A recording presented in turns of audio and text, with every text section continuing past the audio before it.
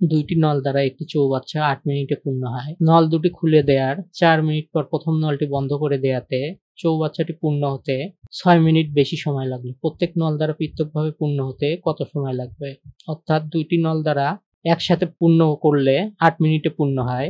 নল দুটি খুলে দেওয়ার 4 মিনিট পর প্রথম নলটি বন্ধ করে দেওয়া হয়েছে। এখন দ্বিতীয় নলটি দিয়ে পূর্ণ হতে আরো 6 মিনিট সময় বেশি লেগেছে। এমন অবস্থায় আমাদের বের করতে হবে প্রতিটি নল দিয়ে পৃথকভাবে পূর্ণ করতে কতক্ষণ সময় লাগবে।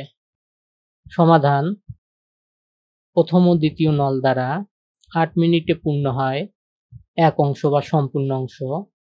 1 মিনিটে পূর্ণ হবে 8 ভাগের 1 ভাগ, অর্থাৎ 1 মিনিটে পূর্ণ হয় 1/8 অংশ। 4 মিনিটে পূর্ণ হয় 1 গুণন 4/8 অংশ ইকুয়াল 1/2 অংশ বা অর্ধেক অংশ। অতএব দ্বিতীয় নল দ্বারা হাফ অংশ পূর্ণ হয় 6 মিনিটে, 1 অংশ পূর্ণ হয় 6 গুণন 2/1 মিনিটে ইকুয়াল 12 মিনিটে।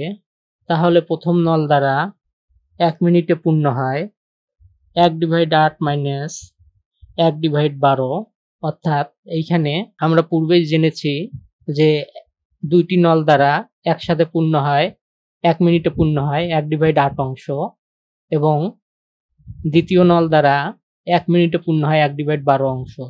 এখন দুইটা নল মিলে 1 মিনিটে যতটুকু পূর্ণ হয় এইটা থেকে দ্বিতীয় নল দিয়ে যতটুকু পূর্ণ হয় সেটা বাদ দিলে যেটা অবশিষ্ট থাকবে সেটা হলো প্রথম নল দ্বারা পূর্ণ হয় ইকুয়াল 3 - 2 ডিভাইড 24।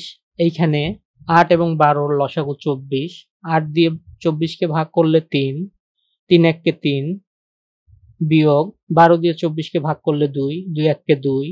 এর জন্য এখানে 3 বিয়োগ 2 ডিভাইড 24 অংশ সমান 1/24 অংশ। প্রথম নল দ্বারা 1/24 অংশ পূর্ণ হয় 1 মিনিটে।